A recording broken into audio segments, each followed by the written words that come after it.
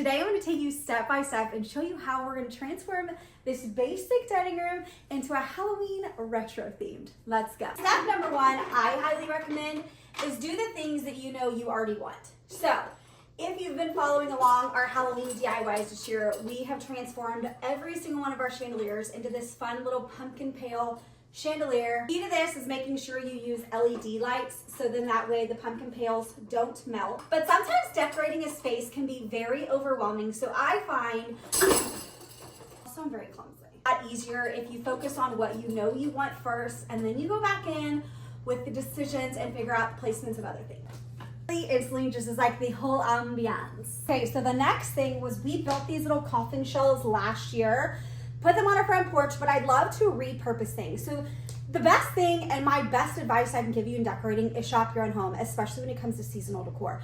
Something always feels new and fresh when you put it in a new place. So these are on my porch last year. This year we're gonna style them inside the dining room on each side of this window, and it's just gonna be a vibe. One thing I didn't discuss that I love to incorporate for holidays, and you can find budget-friendly ones like Amazon or Home Goods, is using your drapery, especially in your more common areas, for seasonal. So black for Halloween, I changed mine out for Christmas. The Christmas ones I use all the way through Valentine's Day. I love like a crushed velvet because it just gives it like that rich texture. But adding colored drapery, I think just also sets the vibe. So when it comes to like styling shelves or placing things, it can be very overwhelming. For someone who's very ADD, ADHD, and very indecisive, this part is the part I struggle with. So the best thing I say to do is what you know is gonna go in the space, or collectively things that you are like, yes, I'm liking this vibe, gather them. I'm also a very proportionate person. So since I have 2 bookshelves, I want 2 of kind of the same things in the same kind of capacity. So I got 2 of these pumpkin stacks. I'm thinking on the bottom because there's some height over there.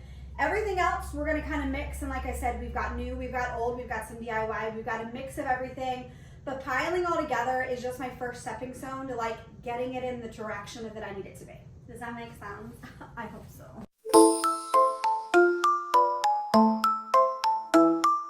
Dark night sky so wide, monsters out to hide, candies in our...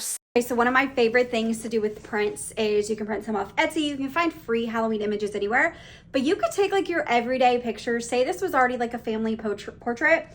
You could literally put like little scrapbooking stickers on it and put like little witches hats on it, especially for the littles. It's just fun and little incorporations for Halloween. It's like decorating for Halloween without screaming and being gaudy and saying Halloween everywhere in your house.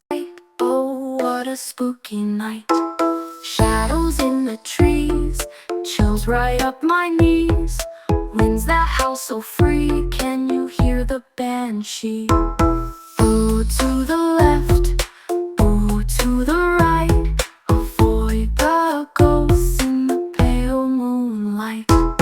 Pumpkin eyes they glow, spirits whisper low. My favorite things for a holiday is the tablescape. You never see me do the same tablescape twice, but what you will see is some of the same staples. Like these brass candlesticks, I found at a local thrift shop like 10 years ago, and I use them for every tablescape. I love them. They're timeless. They're beautiful. So a lot of this is new, but we did keep some like this table runner. I honestly don't invest a lot of money in table runners because you're gonna see I completely cover them up. You don't even see it. But with the beautiful tablescape, our dining room is right when you walk into the house. So I feel like it just sets the whole vibe and the tone for the rest of the house.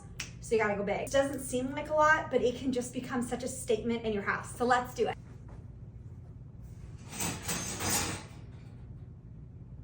The ghost, I'm telling you.